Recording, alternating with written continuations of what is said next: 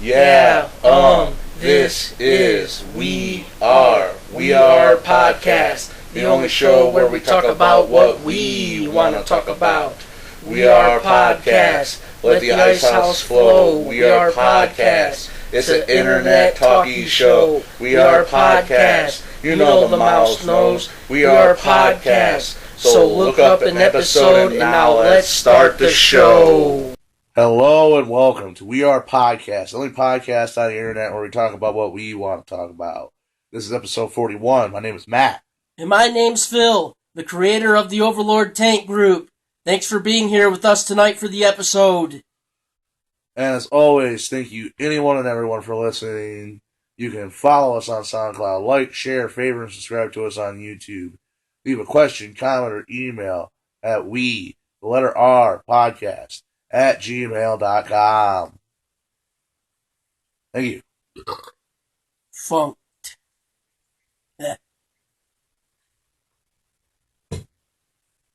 Yeah, my voice is just still fucked up.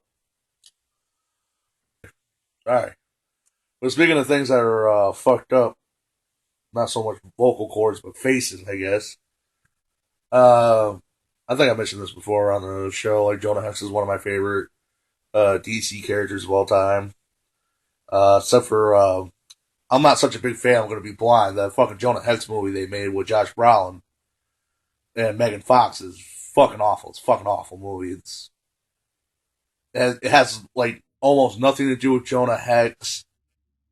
Bill. It's one of those things, like, why didn't you just call it something else?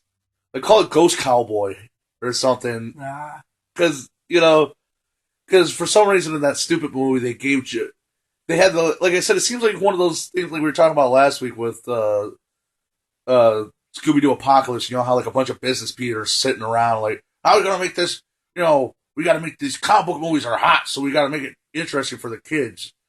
No one's gonna want to see a dusty old cowboy with a scar on his face running around shooting people. He talks to ghosts, right? Kids like ghosts. The Supernatural's popular, right? He's got to have a superpower. Supernatural's in. That Megan Fox chick in those fucking Transformers movies, we'll get her in there. We'll make tons of money. I see big fat business like cats with like fucking smoking big cigars. Yeah, see, this is how we're gonna make the money. Big wads. Yeah, and the writers they're like, well, the characters had like a resurgence in popularity in the last couple of years, and we can like base one of the movie on one of the stories from the books, maybe. No. But you own the rights to all these characters. You can do whatever you want with them. That's why we're giving them ghost powers. Making them ghosts. You can talk to dead people. Ghostesses. I don't know. And give them a crossbow with a stick of dynamite on it. That's fucking metal. It'll blow shit up. And fucking they're gonna have a boat that's gonna take over America somehow, even though it's just a boat and it can't really go to inland. It'll level entire hallways. Yeah. And cool guy walk away slow and get away from him. Hate that movie, bro. But I'm not the only one that hates it. Josh Brolin was talking to Nerdist.com, and I'm not going to read his whole little statement here, but he more or less said that he hated it. He hated it. He even says, oh, Jonah Hex hated it. Pretty much saying he hated the experience. Even he kind of says the same thing. Like, they called him back to do all these reshoots. Like, he had to do like 12, they had to do 66 pages of reshoots in 12 days. Wow. Yeah. And he even talked to Warner Bros. Like, you're doing all this crazy ghost shit and battle boats and shit that doesn't need to be in there. And, like, Jonah Hex is a gritty Western character. Granted, in the 80s, he did go to the future and go sci-fi crazy and everything. But for the most part, people that like Jonah Hex, they want to see the gritty cowboy version, you know? They want to see, like, a fistful of dollars, but with, like, Jonah Hex. Or Hang 'em High, but with, like, Jonah Hex in there. You know? It was a bad movie. Yeah. And he was saying, you could make this movie for like $10 million. And Warner Brothers ended up spending $80 million putting in all that, like I said, the CG ghost shit and him puking up ravens, getting high on opium or something for some reason. It is an amazing way to look at that. Fistful of Dollars was a good movie. Well, yeah, that's what he was saying. Like, you guys are going about this wrong. You're trying to turn it into, like, you're trying to turn Jonah Hex into, like, Batman or Superman or something, where he's more like a grounded level character and shit, Because, like I said, in the 80s and early 90s, like, Jonah Hex went crazy. It was, like, fighting aliens and different dimensional demons and all this crazy shit. But it just started off as just, he was just a bounty hunter with a scarred face and take no shit from no one, Fought everything. Yeah. Actually, versions of him have killed Batman and Superman, so he is technically DC's greatest hero. He sucker punched Booster Gold, so that's pretty cool. He's gonna be. See, they still somewhat at DC. See, the character's obviously still popular even around DC apparently because they're trying to put him in. He's going to show up eventually in an episode of that Legends of Tomorrow, and hopefully shoot Captain Cold. Well, it's astonishing that they are trying to use him again. They're trying to get him back out there. Well, like I said, I like the character too, and some people like him. It's like I said, the character. Some people like him. It obviously something about him people like because he was an episode of Batman the Animated Series from the 90s. When the straight to DVD DC animated films were doing the little shorts, he got one of those, which was actually really cool. If you don't, and that's the other thing too. Like, you don't need to know nothing about Jonah Hex other than he's got a fucked up face to watch that short. That's it. That's the great thing about every Jonah Hex story ever. Jonah Hex shows up, finds bad guy, fucked up shit happens, and Jonah Hex deals out Western justice. And they hear. But that was, I guess that's too simple. So let's make a fucking fantasy war boat and some fucking ghost powers. He's been in a lot of astounding anime flicks and stuff like that. Oh, Batman Brave and the Bold. They brought him, like I said, they even brought him back for that show too, where he beats Batman's ass. Yeah, like don't give superheroes without superpowers. Like Punisher killed himself, became God's bounty hunter, and he could pull like magical weapons out of his trench coat. He would go kill like demons and lost souls that God wanted him to. Beautiful. I like demon killing.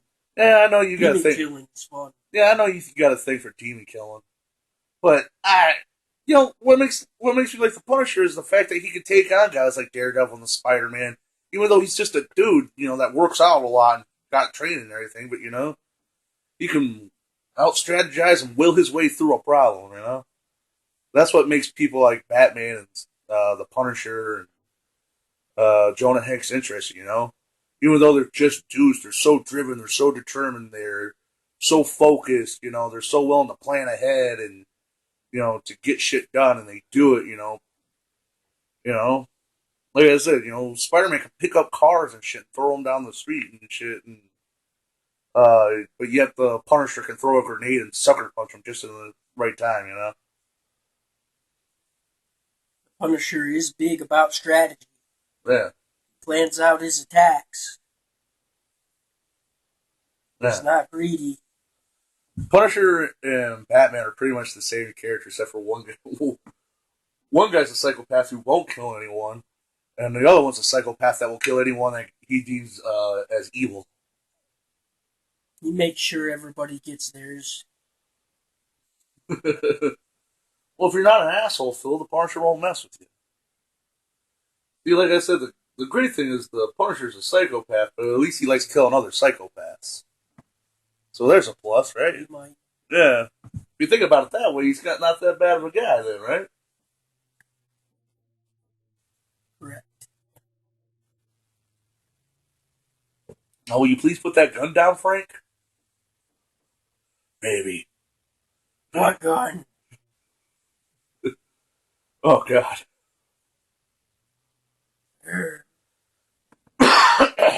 You can't wait for Daredevil season 3, right? Yeah, I know. I just said you beat up Daredevil. I read the book. Don't you forget it.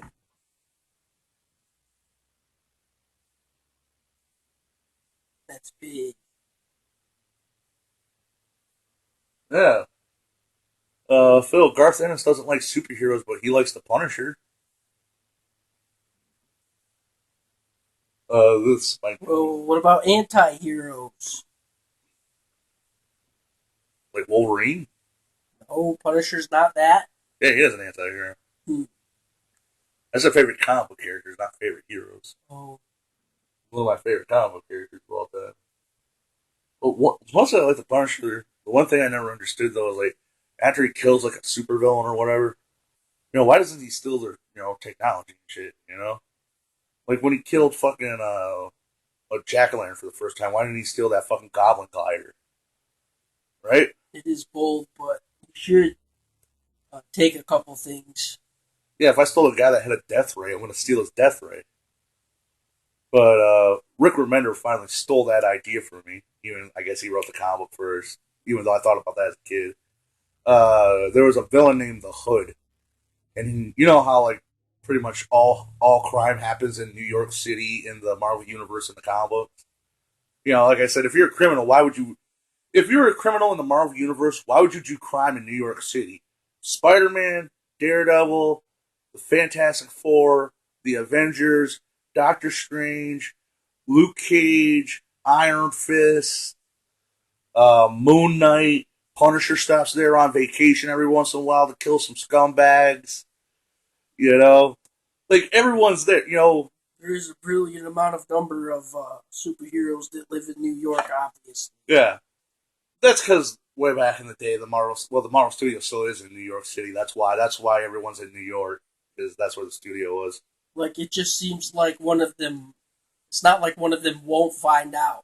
Yeah, it's like every block it's like, oh shit, I got off that block. It's like gangs, like, oh shit, I got off Luke Cage's block. Fuck, now I'm on Fantastic Four Boulevard. But the Hood had a great idea. He was like, okay, look, for the most part, we're all a bunch of petty thugs and we're never going to get anywhere because when we do team up, we backstab each other. So how about this? If we team up, we actually outnumber the superheroes like 20-1. So here's a bunch of money. We're going to commit crimes together and just overwhelm the superheroes with our numbers. And everyone will get paid.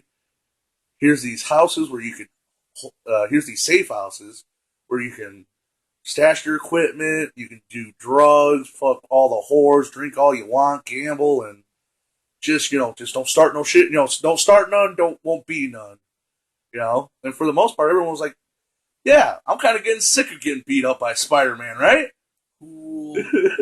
Yeah. Which, yeah, right? I'm kind of getting sick of getting beat up by Spider-Man, right? I got medical bills up the wazoo. He broke my jaw just last week.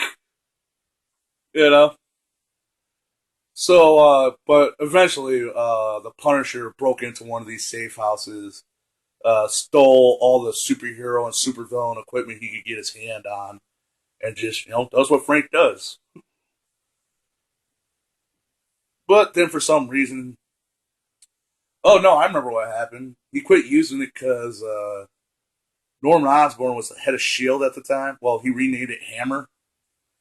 And he sent his Dark Avengers Hawkeye, which was really Bullseye, into this guy's Daken, I think it's Daken?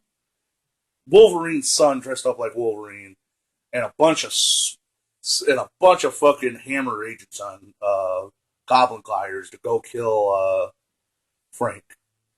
I remember hearing about that. That was crazy. Yeah, he sent an army in to go kill him, and I'm not going to spoil too much about the story, but Daken did get the better hand with Bullseye's help of the Punisher and cut them all up to pieces and threw them into the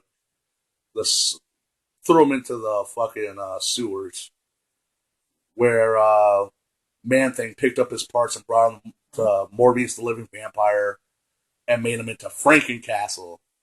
You know, like I said, don't give him a pop. You know, that's what I like Rick Remender's run up until that point when he turned into Frankencastle. Where it's Frank Castle is Frankenstein. I remember that. Get it? Huh? Funny?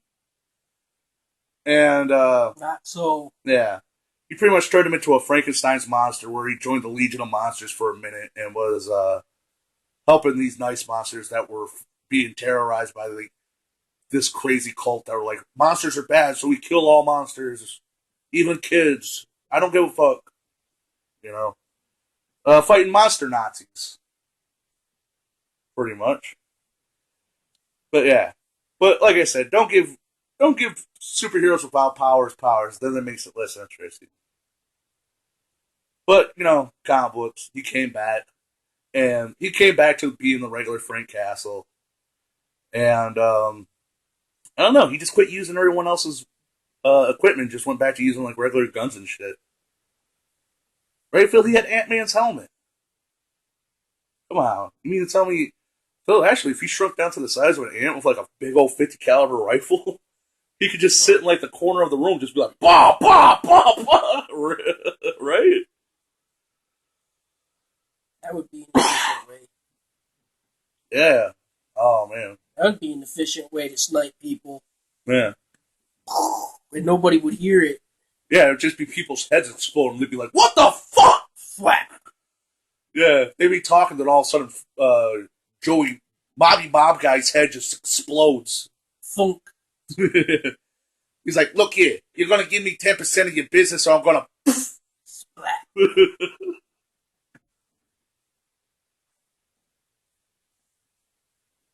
Oh, what the fuck? I got part of him in my... Oh, it's in my hair. No, yeah. I guess that's why Hank Pym didn't want that technology getting out, Phil. Busted. Ant-Man reference. Ooh, I made it. Or steal one of Iron Man's suits. You don't need it. He's rich. He'll make another one. Hell, he blew up a bunch of them in Iron Man 3 just to make a bunch more in Avengers 2, remember?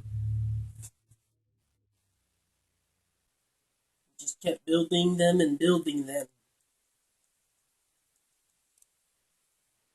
He had spares. Well, that's one thing I don't like about Iron Man to begin with.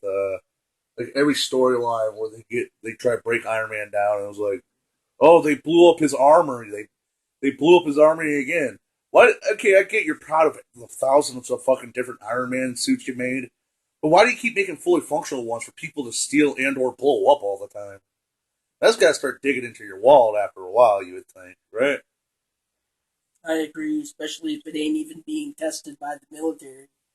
Well, that's the other thing. He doesn't want the military to have Iron Man suits. So it'd still be a waste of time just building them for show. They'd just be sitting around, it seems like.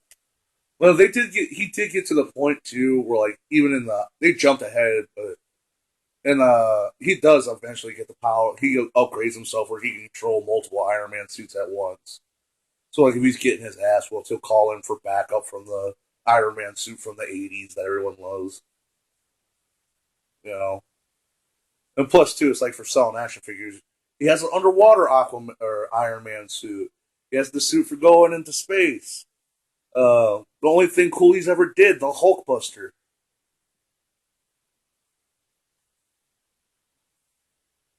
That one was excellent. I like how it had that power punch. Ghost.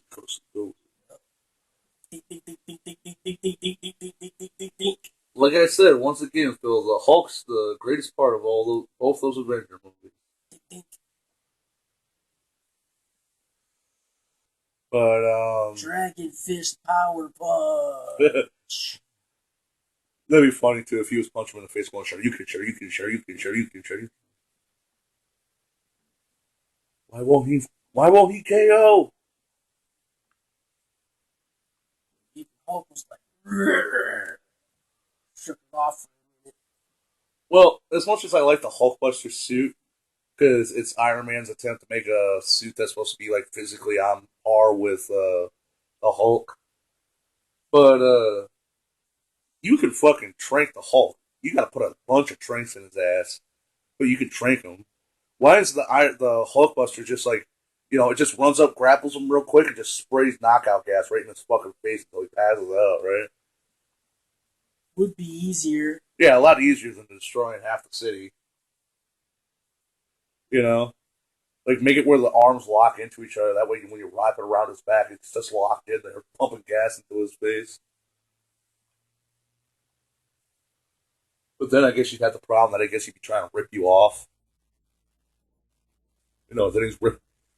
You gotta hope that the knockout gas knocks him out before he rips the back off and gets to you, right? So I guess maybe that's the problem with that design. Then you'd have to figure out how to move him. Well, once he's knocked out, he usually goes back to Bruce Banner. So then he's just a dude. You can carry him easy as hell.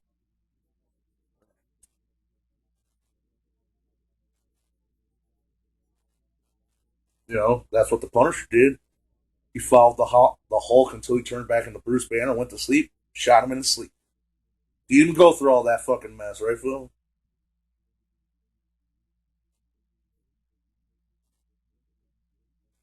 See, Punisher took the Hulk down in one bullet. Oh, yeah, but it was Super Bowl Sunday last Sunday. I'm that kind of nerd. I don't give a shit about sports. But they got to sell these movies more to you people, not to me. They know I'm going to go see Deadpool and Marvel or X-Men no matter what. They're like, we already know we got you, so let's spend $8 million and throw it on a Super Bowl ad for 30 seconds. But, yeah. I was out sick, so I just went to bed and I woke up the next morning and was like, new trailer, new trailer. But, we finally got it from the Ninja Turtle one, Phil. We finally got our first look at Krang. You remember saying that? Yes. The big robot Krang. Yeah. Yes. Him in his skimpy robot suit. Well, I don't know if you really get to see him. Michelangelo taps some glass and you see a pink blob with an eye look at him and he freaks out. Yep, like the brain or whatever it was inside his stomach. Yeah, Krang. Yep. He goes, Krang was always one of my favorites. Yeah. One of my favorite villains. And we got a little bit better look at what looks to. I don't know. I thought it was exceptional looking. Yeah, but I know. I'm saying, yeah, it looked pretty cool. I thought, but we also got a better look at what's probably going to be the Technodrome that was forming in the sky. But I don't know, Phil. It doesn't have to be a giant tank anymore. But if it doesn't have a giant eye on top of it that shoots a laser beam out of it, fuck this movie. Oh, so that's what it was supposed to be. Well, they never see what it is. April O'Neil just looks up in the sky and there's it did look like that. Yeah. April O'Neil just looks up in the sky and there's this big metal ball thing look like it's starting to form. And the Technodrome from the 80s cartoon was literally just like a fucking golf ball on tank treads with fucking an eye on top of it. I remember my Aunt Carolyn had that. Yeah, that thing was the shit. That toy from the 80s. That was awesome. Well, like I said, Phil, Ninja Turtles for a long time, it's about selling action figures. So they're probably going to, if that is whatever that metal ball is, they're going to sell a toy of it, It was my most favorite assault vehicle. Oh, man, I'd love to have the Technodrome in real life. This fucking giant, well, it wasn't walking, but this fucking golf ball with fucking laser cannons and missiles on wheel or on tank treads with a fucking laser shooting eyeball. Man, who's a nerd now, Billy? Psh. Giant lasers are cool, and so are missiles.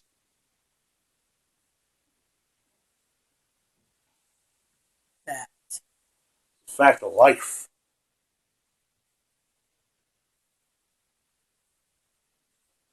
So now, finally, people can stop saying, when are they going to put Kang or Bebop and Rocksteady in the movie? We're getting all three, finally. No one can ever say that ever again, Phil. Ginormous lineup of villains. Yeah. But then there's going to be people bitching, well, when are they going to bring Leatherhead into the movies? Ah. You're lucky you got that. Like I said, people's been wanting to see Krang in the movie since the first one. Like the first, that's the other thing too. Isn't it weird, Phil, that the first Ninja Turtle movies from I think they came out like 1990, 1991, I think maybe I can't remember exactly. I thought I was the only one that liked him again. No, Krang's real popular. What's the Surprised. Yeah, I'm not the only one that likes him yeah, so again. But isn't that crazy too that the one from the original one's still the best one, and still the Ninja Turtles look the best in that one, right? They get Good in it. yeah, and they look creepier and creepier every. As the movies go on, the creepier and creepier the fucking Ninja Turtles look in the movies. Yep. I don't know if they're trying to make him look older or just. I don't know.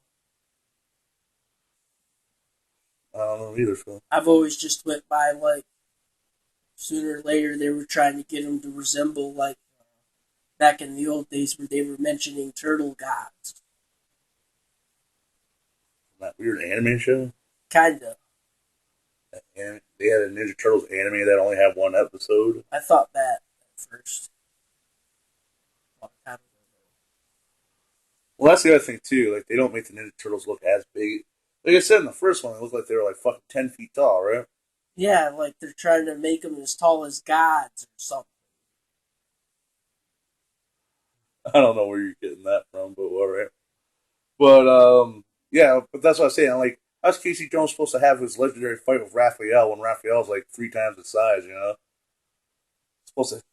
Yeah, just like grab, break, just take his arm, break. How's your shoulder? Dislocated? Grab it with his hand, snap. Yeah. But it looks like they made the turtles a little bit shorter in this version. I'd like to see Casey Jones swing around some T-ball bats. 2 of them.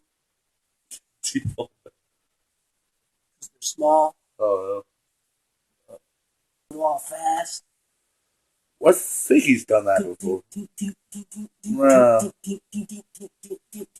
All the way down his body. Oh, you mean like into the knees? Yeah, you mean I'll say like Daredevil or Nightwing have those little sticks of theirs and go to town on people? Heck yeah. It's like, heck yeah, until they get down to one knee. You're like, tink, tink, tink, tink, tink, tink, all over their body until they get down to one knee. Then you do the big super hit and trip them up by the ankle and they go flying on their back. Wow, right on the floor. Pick them apart piece by piece with them. Oh, yeah. That's one thing I always thought was cool about Daredevil and Nightwing, too. They have some fancy name for those 2 sticks. But like you said, they just like keep hitting you with them and they're like, fuck, fuck, fuck! Yep, fuck! it's just too much. They just overwhelm you with the amount of hits they can do with you on those things.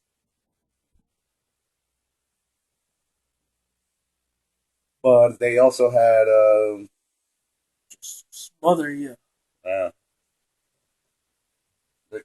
it! It's like it was a fighting video game. Like, quit spamming! Quit spamming! Let me out of the corner, jerk! Yeah, you corner blocking and shit.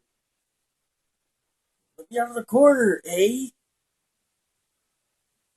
Fuck. But I don't know. The last one looked like crap. Or the last one was a piece of crap. And this is, I think, it's still produced by Michael Bay. He's just a producer, so I don't know. But this one, at least, if nothing else, looks like a little more entertaining.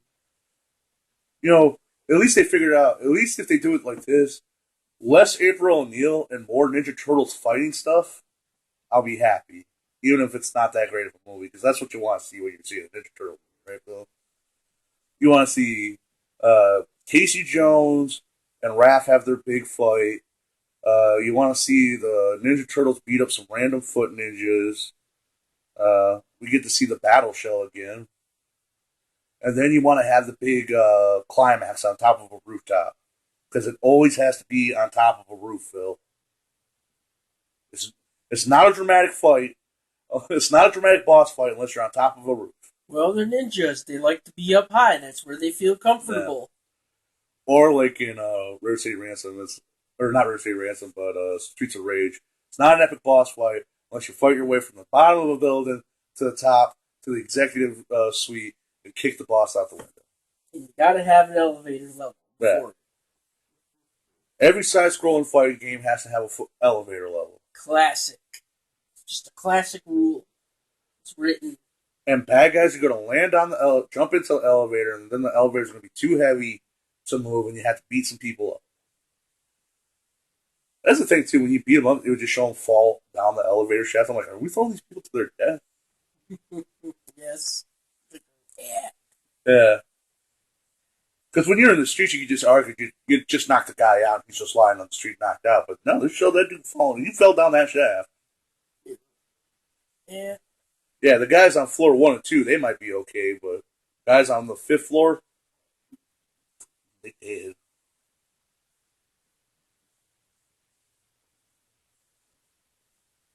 So we got to do that. We Are a Podcast. Go to the right and kick ass video game.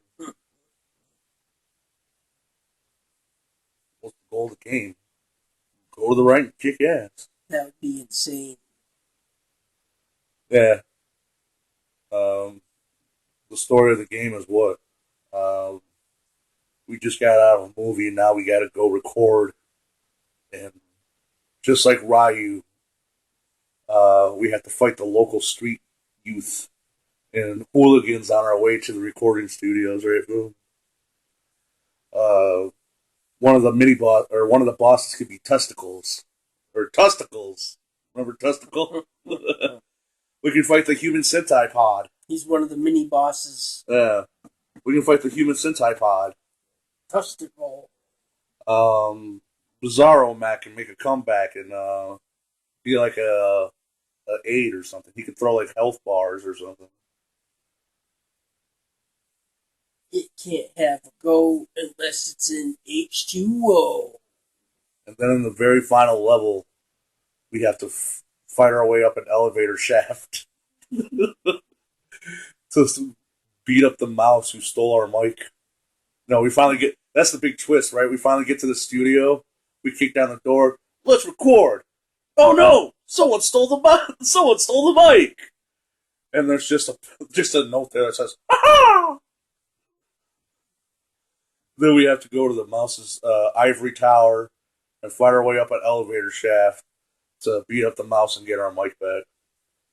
And then, fuck it, we beat him up. Now his ivory tower is ours, right?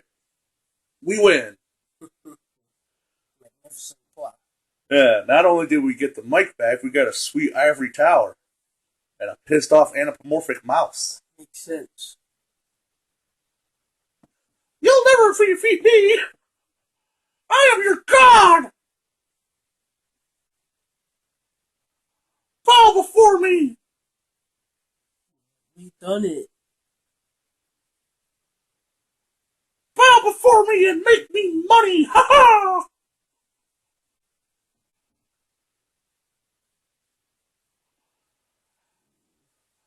I could fucking sell you!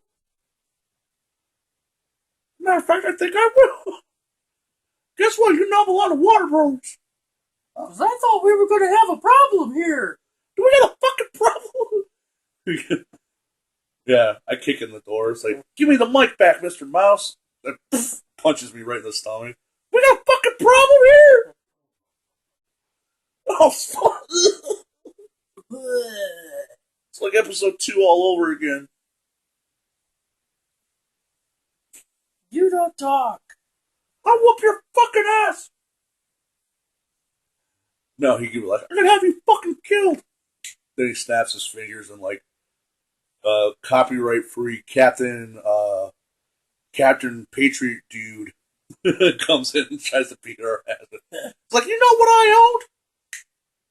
Captain Patriot dude and fucking John Bolo. John Bolo comes in and shoots us, right? I'd have you fucking killed! No, he shoots. No, Phil, he gets a cheap shot before the fight. John Bolo gets a fucking cheap shot before the fight even starts. He shoots you.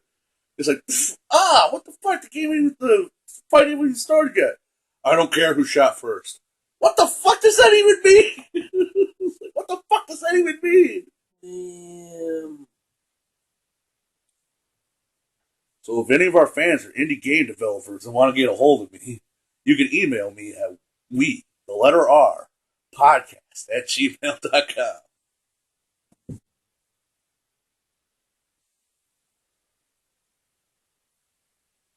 Oh, fuck! Then we threw. No, the last cutscene is we throw Mr. Mouse out the window, and he's like, "I'll get you next time. We are podcast."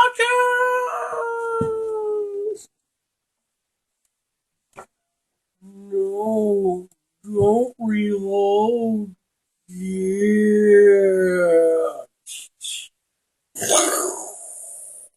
Shoots him. Yeah. And then in the next game, he'd come back to Cyborg.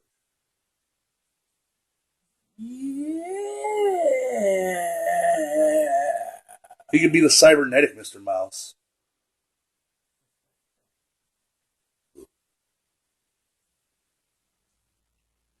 And the heater. No, I just thought it was like, nah, Phil, after we threw him out the window, it's like, you think we should go check to see if he's really dead? Yeah, we gotta record a show. And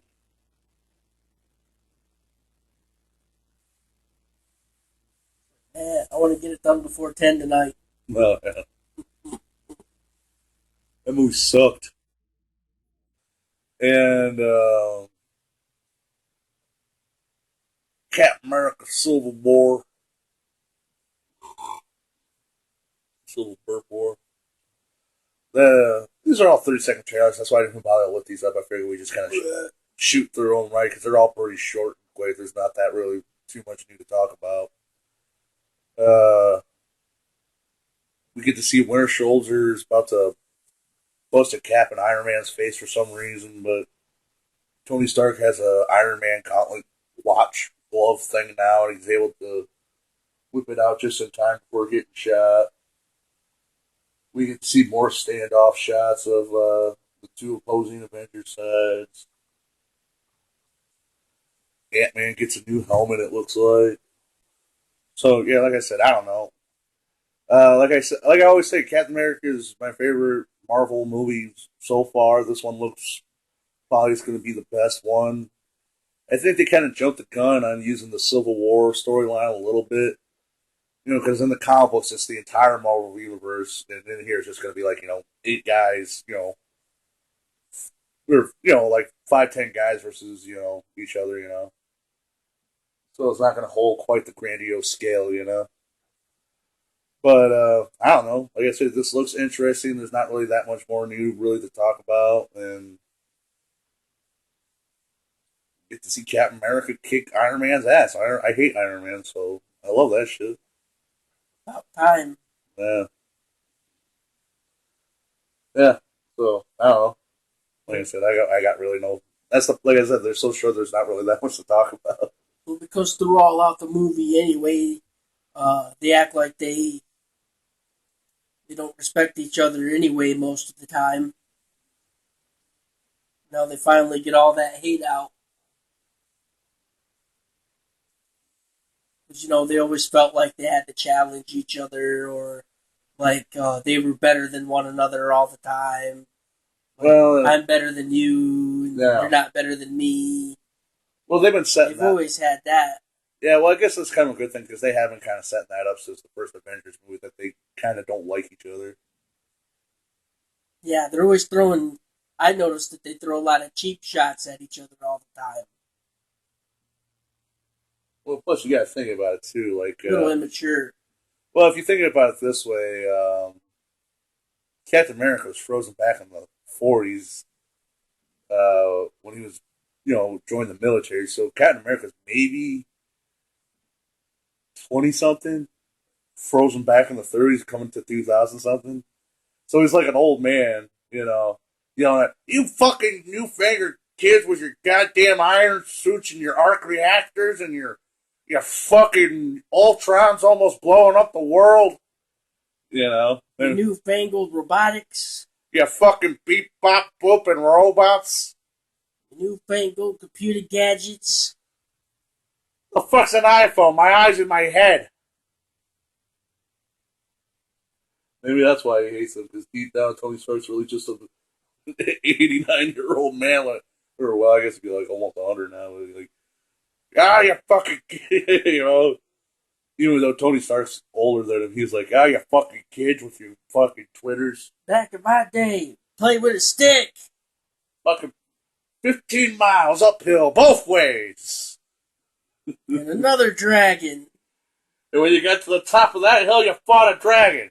And you know what's at the top of the other hill? Another dragon. When I was a young nerd rude, I tell you. Oh, yeah. I am the fucking Dragonborn. I tell you what. You would have known a dragon if it was fucking devouring you.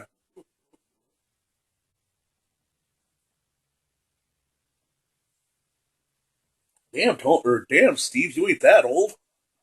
You don't know me. I fought in the big one. I didn't tell you how old I was. I fought in the big one.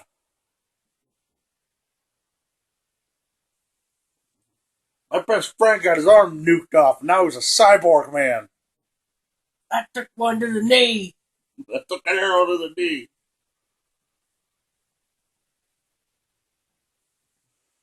Oh, God. That Kane has experience.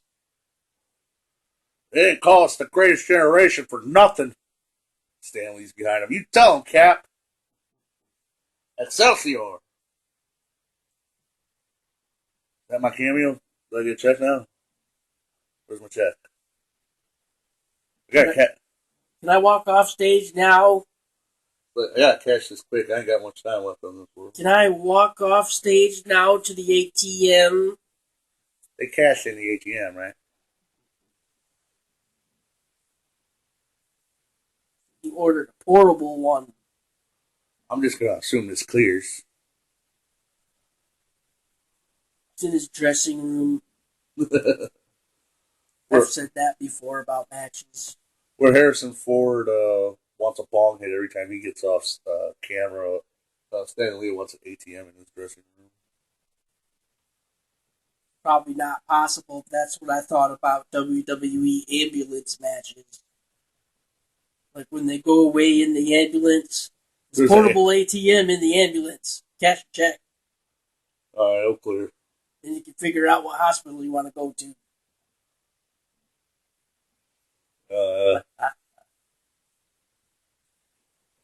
Generic.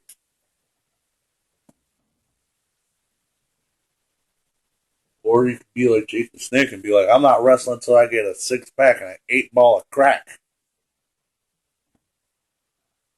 You want Mr. DDT, you get me a fucking 4D. 8-ball and a 6-pack. Yeah. I heard he went to rehab. He's trying to get his shit straight.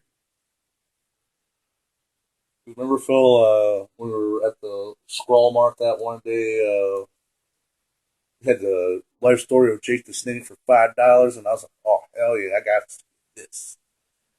And then Jake the Snake goes off about his fucking cocaine, fucking alcohol-filled benches in his time in the WWE and shit. I agree. Yeah.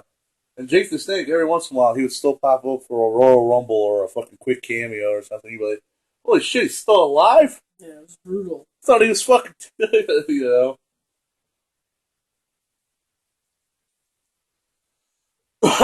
Because you always figured he just OD'd in like some scrub town nowhere and like fucking in a locker room or something, shooting up before a fucking match or something, right? Then you find out he's alive and you're like, holy shit. He did show up on WE, but that's done been passed already. I remember one time too, I can't remember ICP's wrestling promotion, JCW. Remember he shows up to one of the Stranglemanias, but he's clearly like shit-faced drunk, and I guess he couldn't find his wrestling equipment or something, so he was wearing like army pants and a fucking. He stole like some security guard's shirt He had one of those yellow shirts on that said security or staff or something on the back.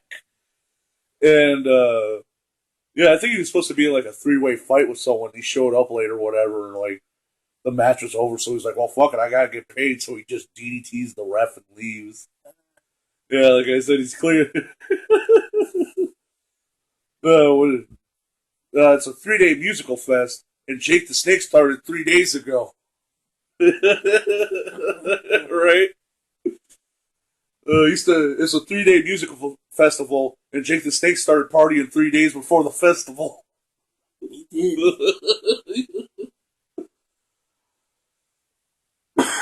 Oh, that's funny. Not really. It's actually kind of sad. Yeah, get into the mood. The mood to party. Him and Party Horse were just in the parking lot of that. No, well, they usually do it at campground. So Jake the Snake and Party Horse from regular show just showed up 3 days before and just started partying. No more trip to the store style. He came prepared.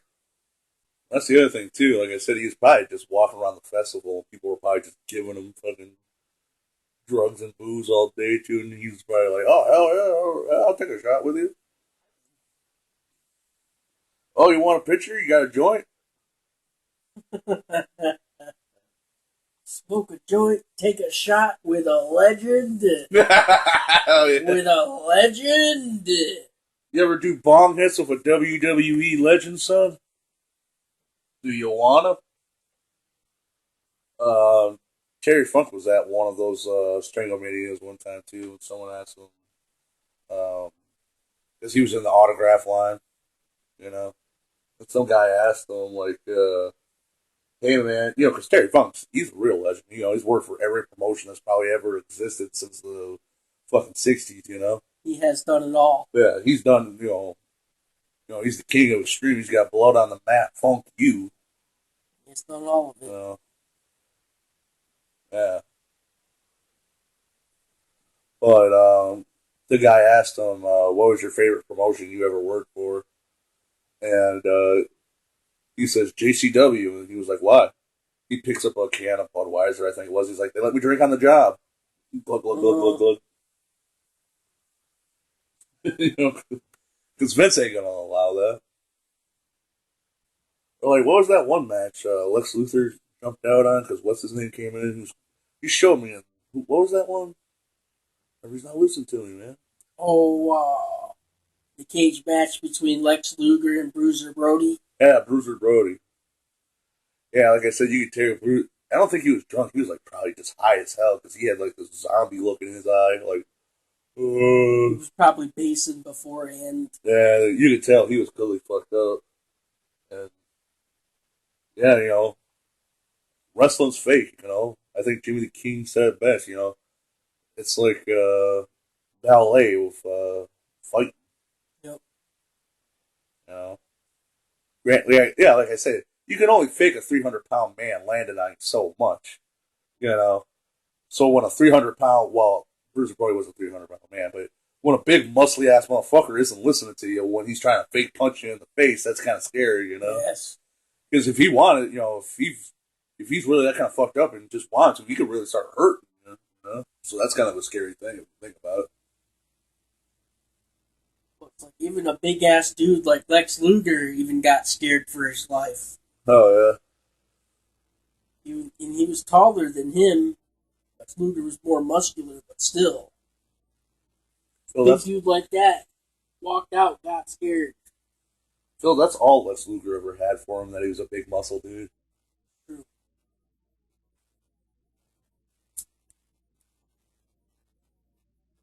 I said Luger, right? Not Luthor, because I used to make that mistake all the time when I was a kid. Yeah, it was Lex Luger. But, yeah, let's say I remember talking to wrestling kids at school, and I'd be saying, yeah, Lex Luger, or Lex Luthor. I can't remember who Jeff Hardy was wrestling, but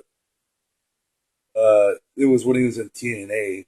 You know, Jeff Hardy's thing is he's like fucking Hot Topic, the wrestler, you know. Comes out all dressed out, all emo-y and shit. Creatures of the night. that Indiglow, whatever he puts on his face, makeup stuff. Yeah, like I said, he's hot. Like glows. Yeah. And he's usually all energetic shit. It's like a puzzle piece Yeah. type face. Yeah. But I can't remember who he was wrestling because the match kind of ended real quick because he kind of just lied. Because, I don't know, because it literally looks like, because usually when he comes out, he's all energetic, waving his hands all over the place, jumping all over, and, making that fake gun pistol thing he does with his fingers. Yeah. But this, it kind of looks like someone just kind of like pushed him out there, and he's kind of like looking around like, shit, where am I? Am I watching wrestling or am I wrestling? Why am I wrestling? Where am I?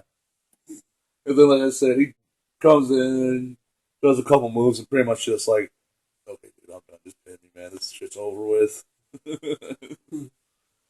Yeah, like I said, you could tell he was clearly fucked up on something. Like, what the fuck?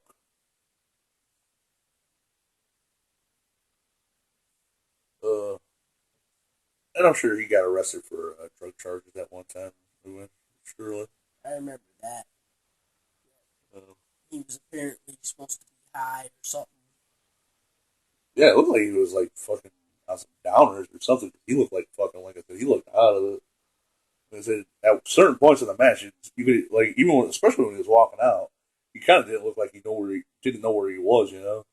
Just drained his energy too much. And plus, I guess he showed up late, so he's probably in like the fucking crack house next to Adam Bam, just sucking all kind of dick, just like ton of dick. He was really good at it too. So the white face paint that night was given to him for free. Thanks to Big Willie.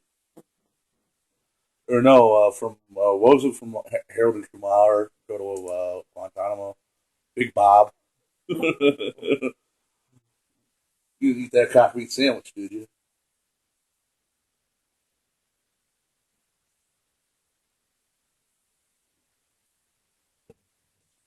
Totally ate that cock meat sandwich. Big Bad Bob. Big bad Bob.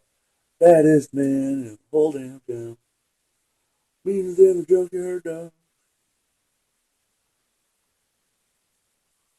Cock bigger than a horse. Biggest slob in the whole damn town. Hornier than old King Kong.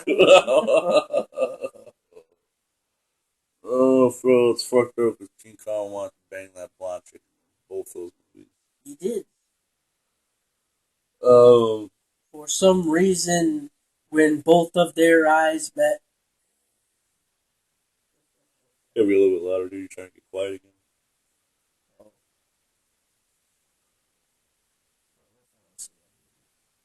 Alright.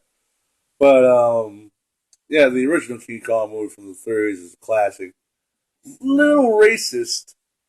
Well, actually, quite a bit. Actually, it's pretty racist. A little bit. It's pretty racist. But, Peter Jackson's one, that was just pretty cheesy. Like, when King, spoilers, in case you didn't know, King Kong gets abducted from Skull Island, gets brought to New York and goes on a rampage, right? Like you didn't fucking know that already. What are you, 5? If you're 5, you shouldn't be listening to this show anyways.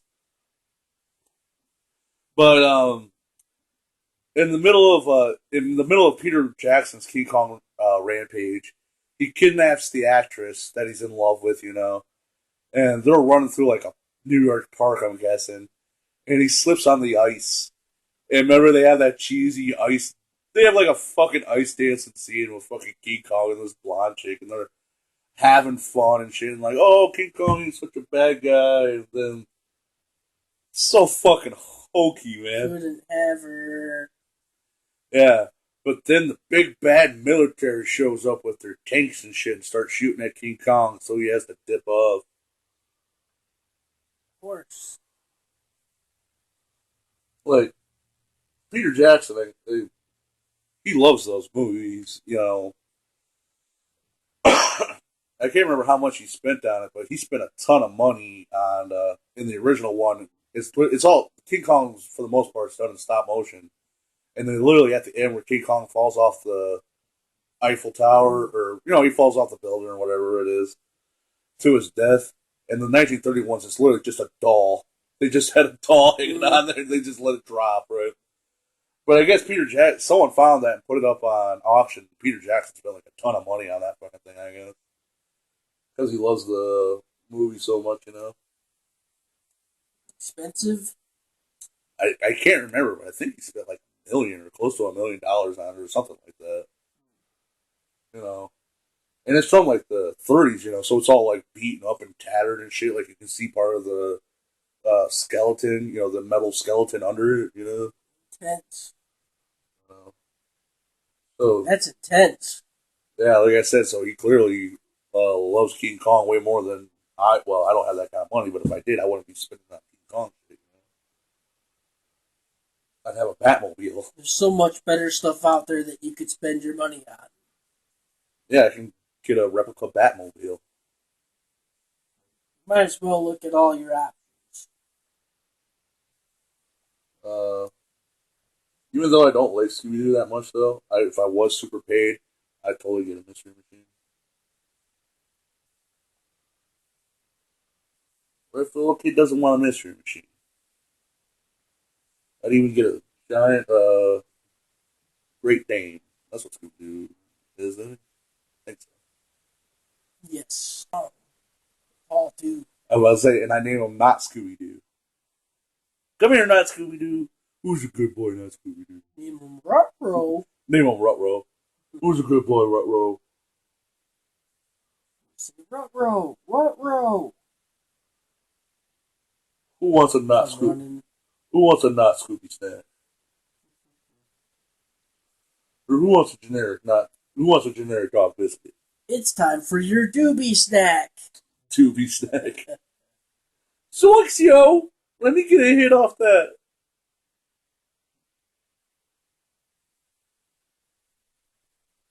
You had yours already. Sure. It's 420 somewhere, man, No, it isn't. Whatever. That's not how the planet works. Yeah, if you smoke enough weed, it does. Okay, I'm going in the back of the van now.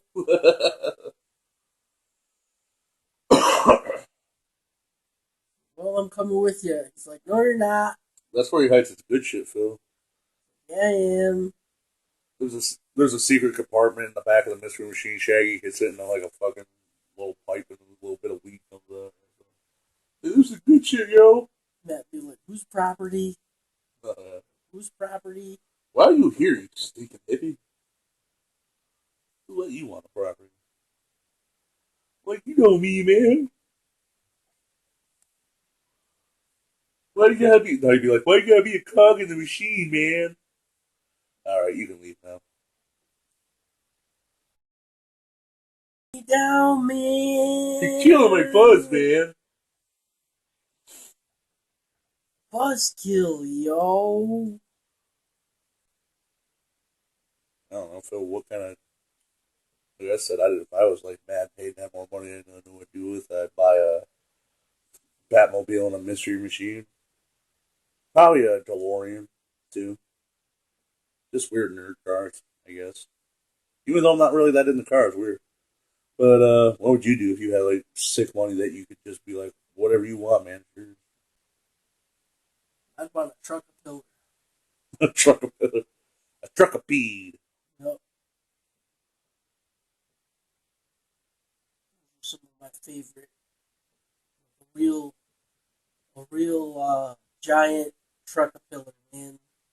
A truck of peed, whatever they called it. Something like that. It was a truck of peed. Yep. From Squidbillies. It used to be a toy. Or you want a... Freaking long.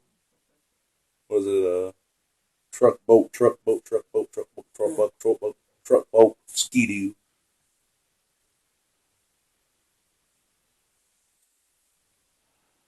Earth collar. Woo!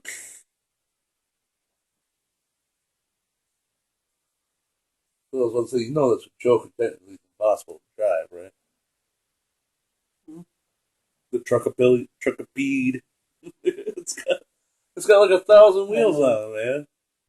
Why don't you just get Early's big old monster truck? Let's call it that good. You can call it China with a Y because you find that sexy tail. Mm. So the Squidbillies you cancel, they rerun it all the time, but you never see new episodes, man.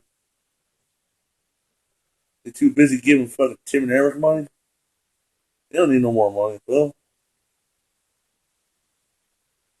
They've had like fucking 5, 6 shows on the network already. They don't. They had their chance already, though. They had a fair chance already. They had their good run. We talking about good run. They were never funny, bro. Well, they weren't funny, but somebody bought their DVDs. I guess that's true. They wouldn't keep giving them shows if somebody wasn't watching. So Tim and Eric are the Teen Titans, or Tim and Eric are the Teen Titans Go of Adult Swim. Teen Titans of live action. Pretty much, yeah. Wow, that's a shocking comparison, isn't it? The Teen Titans adult show act. When you say it out loud, it almost makes sense, Phil. Is it a conspiracy? Is the man out there to get us, Phil? Shake your butt, though. Shake your butt, though. Phil, the only good live action show that Adult Swim ever did was Delocated. I enjoyed Delocated a lot. Yeah, right. Where a guy who's in the witness protection program wants to get a reality TV show so bad that he has a voice modulator put into his throat, so he always sounds like he's talking to that. You know, when you have lung cancer or throat cancer, you gotta get that robot voice that makes you sound like it. Yeah, he got one of those installed in his face, and he's always wearing a ski mask. And John's just like the biggest douchebag ever. Remember, he's rich. Yeah, but no, one of the funniest You can't episodes. be a douchebag when you're rich. Yeah, but no, I remember one of the funniest episodes ever was like he's meeting one of his girlfriends for the first time ever, right? So he thought he'd be sweet and make this little homemade DVD to show his love for his new girlfriend to his family.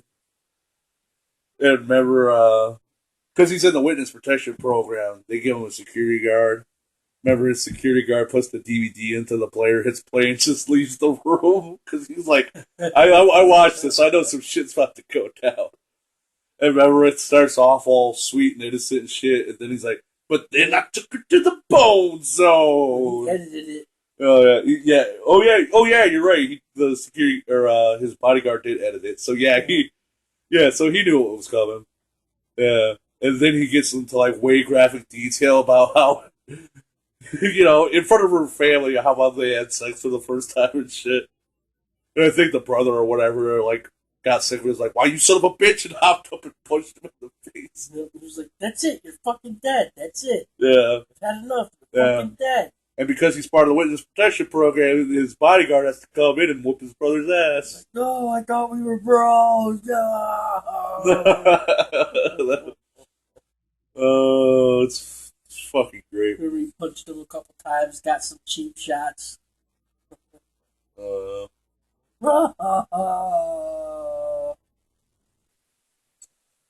like I said, John wants to be famous and rich so bad that he's always coming up with like fucking I Love Lucy fucking get rich quick schemes and shit. Remember the Rage Cage? You just go in there and give him like $5 and you can throw a plate against the wall, I guess, or something, right? Oh yeah, you could like smash trash cans up and shit like that. Take out your frustration on inanimate objects, I guess. Which I guess is like a real thing in Japan. Like fucking like Japanese businessmen are super stressed out. They go to this place, they fucking buy plates and like write their names and shit they hate on it and throw it against the wall. They're like, "Fuck you!" You know. But I guess the rage cage is a real thing. But Evgeny, the oh yeah, and the other thing is too, like the Russian mob is like trying to kill him throughout the whole course of the series, or wreck his life, either or. But Evgeny, he's the voice of Gene from Bob's Burgers, right, Phil? Really? Yeah. Hmm. He's just doing terrible Russian accent during the show. He's not the real voice. This is not the way he speaks.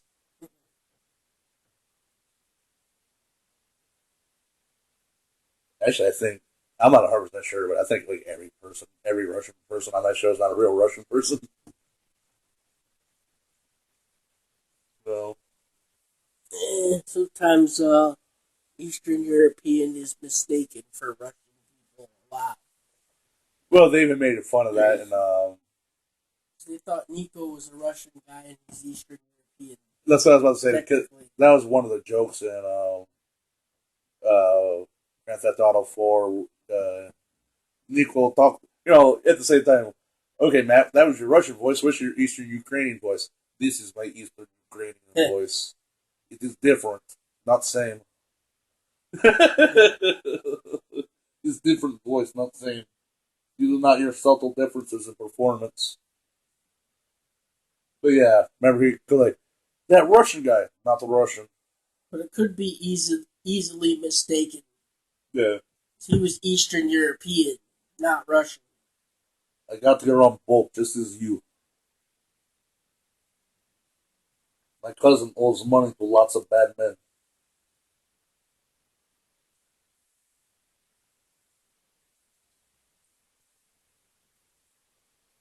He always wants to go bowling. And say Daddy's back.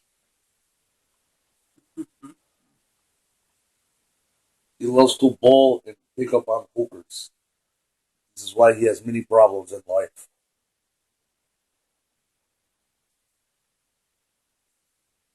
One cannot live purely on bowling and hookers. But you can fucking die trying, right, Phil? Can. Yeah. Um, they added tennis and golf in the Grand Theft Auto 5, but they took out bowling, right, Phil? What the fuck? Yeah, well, golf is fun. That's what I was just about to say, because But I even. do miss, taking everybody around bowling. Yeah. That's what I was about to say, too, because Phil, I guess that's the great thing, too, about that game. It's like, if you buy Grand Theft Auto 5, not only do you get a Grand Theft Auto game, there's like a fully functioning, like, golf game in there, too. Right? And I love playing golf as Trevor because he's always wearing like those fucking khaki vests and shit, and he always gets super pissed off every time he misses a shot or fucks up a shot. He's always talking crap after he messes up a shot. Yep. The golfing is fun, but I do miss, taking everybody around for bowling and stuff like that. That was fun. But yep, I remember in GTA 4 you could sneak in an extra activity if you did it in the right lineup. You could sneak in bowling and still do all the other stuff at the same time. Pretty fun. So Grand Theft Auto 6 better kick some fucking ass. Do you think the Grand Theft Auto people got to be sweating their balls off at this point, right? Nah, they're not worried about it. They know Grand Theft Auto is one of their gold hits. Yeah, but you got to keep topping yourself every time, or people are going to get pissed off and say the game's stale and shit. Well, I just heard a couple rumors, but apparently they weren't true. I don't know if they were true or not, but probably weren't. But at first, when they were getting ready to release information about it, they said that they wanted to use the entire United States continent as the map. I don't think they can do that, dude. That's a little But- too much. But yeah, it'd be huge. It'd be way bigger than GTA 5, though. That's what I was worried about. Yeah. For the most part, I think they just plan on staying to like maybe a state or two, dude. I don't think they're gonna connect like 50 fucking states. That was just a long time ago. I'm sure it wasn't true. Yeah, that's probably just someone talking shit on the internet. Or they'll do something like where you can do San Andreas and get on a plane and fly to fly to Liberty City. You know? Like, I thought I was like, can I like drive down my street? No, dude, they're never gonna be able to get into that kind of crazy detail. That's I know. insane. What are you, Kojima? Hope they bring back the gang wars though. Those were fun from San Andreas, right? Although if they do bring those back, they need to improve your homeboy gangster thugs AI because right, they just stand there and get shot to death, right? Most of the time. You know. I'd get pistol, machine gun guy, pistol. Usually the guys with the pistols didn't have a problem. Well, eventually I just stopped bringing dudes all together and just did it by myself because, like I said, because they would just the only thing they would do is like fucking take a couple bullets for me so I wouldn't get shot because they were getting shot. That's about it. Sometimes when they had those little SMGs, they wouldn't shoot it right. Yeah, that's what I'm saying. You could see it go all over the place. Like I say, they were cannon fodder. You know? It's true. They were a bunch of red shirts, Phil. It's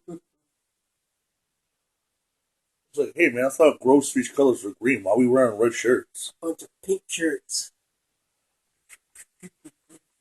Pink shirts, all right, they are. And with that being said, this is the end of We Are Podcast, the podcast on the internet where we talk about what we want to talk about. This was episode 41. My name is Matt. My name's Phil, leader of the Overlord Tank Group. Thanks for enjoying the episode. And as always, thank you anyone and everyone for listening. Follow us on SoundCloud, like, share, favorite, and subscribe to us on YouTube. Leave a question, comment, or email at podcast@gmail.com. Thank you and good night. Yeah, this is We Are Podcast, the only show where we talk about what we want to talk about. We Are Podcast, let the ice house flow. We Are Podcast, it's an internet talkie show. We Are Podcast, you know the mouse knows. We Are Podcast, so look up an episode and that's the show.